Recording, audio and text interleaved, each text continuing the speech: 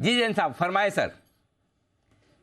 Indo borax and chemicals limited, और ये stock मैंने तीसरी बार आज मैं जेम्स में दे रहा हूं और गजब का परफॉर्मेंस, इनफैक्ट मल्टीबैगर बन चुका है ये स्टॉक 16 अप्रैल 2021, उसके बाद 12 अगस्त 2022 और हर बार टारगेट अचीव हो रहा है। और वहां से ये हाइज टच करने के बाद मैंने जब 12 अगस्त 2022 को दिया 160 का ये हाइज क्रॉस करने के बाद, टच करने के बाद वापस से नीचे आया है। नीचे आने के रीजंस होते हैं, जब मिड कैप स्मॉल कैप में मंदी थी, मार्केट खराब था, तब ये टूटा हुआ था। तो बेस्ट पार्ट यही है कि अब ऐसे लेवल पे कि अभी भी मार्केट के साथ बहुत ज्यादा परफॉर्म नहीं किया और उसके ऊपर सोने पे सुहागा कि अच्छा क्वार्टरली रिजल्ट आ गया। सो अब हमें वो पूरी सेफ्टी है कि अच्छा क्वार्टरली रिजल्ट है, अच्छा मार्केट्स है, डाउनसाइड रिस्क कम है, बोलते बोलते हो सकता तेज हो क्योंकि बहुत बड़ी मार्केट कैप वाली कंपनी नहीं है। नाम नोट करके रखिएगा और नीचे आने पे बाय ऑन डिप्स की रणनीति अपनाएं और अभी भी लेते हैं तो मुझे लगता है कि ये स्टॉक बहुत बढ़िया परफॉर्म करेगा। अब मैं कंपनी के बारे में बताऊंगा। एक तो टारगेट में बता दूं पहले, 150 का मैंने टारगेट दिया था बट ऑलरेडी काफी अच्छा चल रहा है स्टॉक, तो वही 160, 150 और 160 का टारगेट के लिए स्टॉक को ले।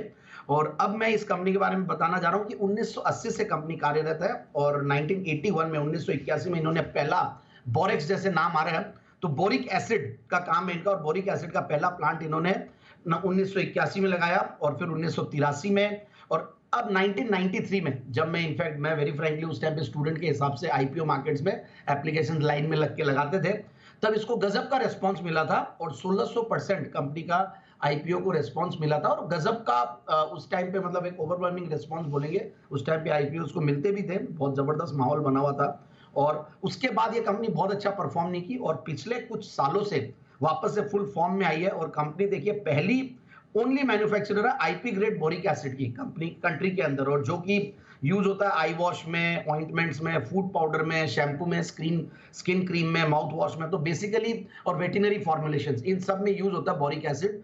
और एफएमसीजी फार्मा इन सब का तो प्ले हो ही गया।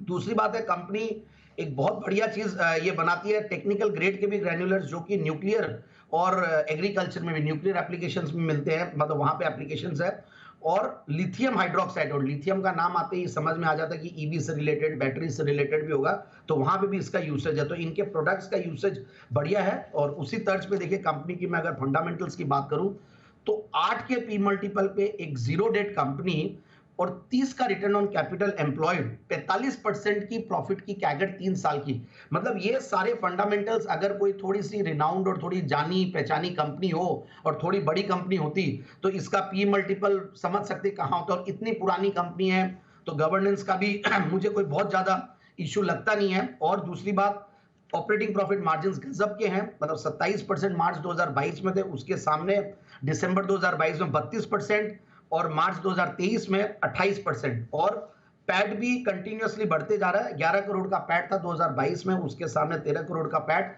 कंपनी पहली बार 50 करोड़ के ऊपर सालाना कमाई है।